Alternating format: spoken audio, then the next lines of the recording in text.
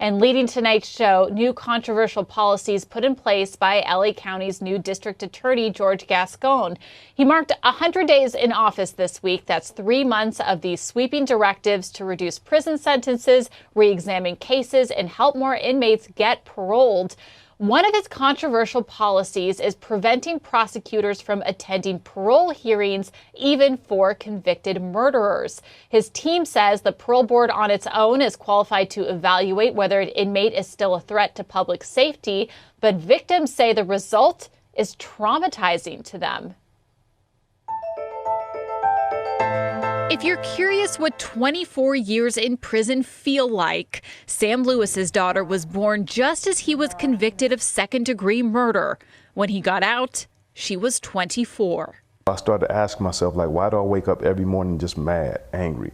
I'm in prison, that's one thing, but that can't be all of it. And until I started going through therapy and understanding all the stuff I went through when I was younger, it was built up inside. Life doesn't always come with second chances, but after 9 attempts to get parole, Sam Lewis got his. And it's not easy to get captains and wardens to support your release unless they see the change. And they're able to see the change because they see you 24 hours a day. Now he makes a living turning other lives around and helping convicted killers like himself get parole. My ability to change was dictated by both the desire within myself, but also resources. The Anti-Recidivism Coalition helps inmates like Martin Haro, who was 16 when he beat and killed Marquise LeBlanc at a party in 2009. Jessica Corday is Marquise's mother. My son doesn't get parole. He doesn't get parole. He is locked in that casket forever. She believes in forgiveness, but she says what happened to her son is irredeemable. Marquise was at a party in Pomona when he was chased, beaten, and shot as the crowd yelled racial epithets. My son ran. He wanted to live.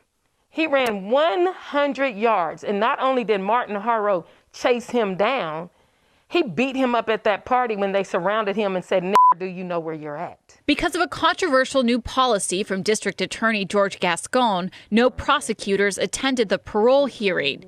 Corday said as a result, she was left alone to argue against Haro's release. It was just desperation because as a mom, I felt like that I have to fight. I can't just let them go without a fight. She's appealing Haro's parole to Governor Newsom and hopes legislators will overturn Gascon's directives with a law that would require DAs attend certain hearings. Mentally and emotionally, it destroyed me. What DAs, especially the DAs Association, don't do is they'll prosecute a case and then they don't go inside and see the humanity, the people inside that have made some horrible choices. But that's not who they are. Lewis says inmates who improve themselves behind bars deserve a second chance at life. And when Haro gets out, he'll help him make the most of it. If we continue to throw away people, I think as a society, we should start looking inward into how much responsibility do we hold in that. He believes in a justice system with accountability and redemption. At the end of the day, the prosecutors say the purpose of them attending hearings is in the public's interest because the bottom line is whether the inmate is a threat to public safety. Gascon is defending the policy. He spoke on a Zoom panel this weekend and also pushed back on an upcoming recall effort against him. We are seeing a very right-wing conservative driving force, and they are very craftily, I would say, using some victims of violent crime that are very traumatized as sort of the face of the process.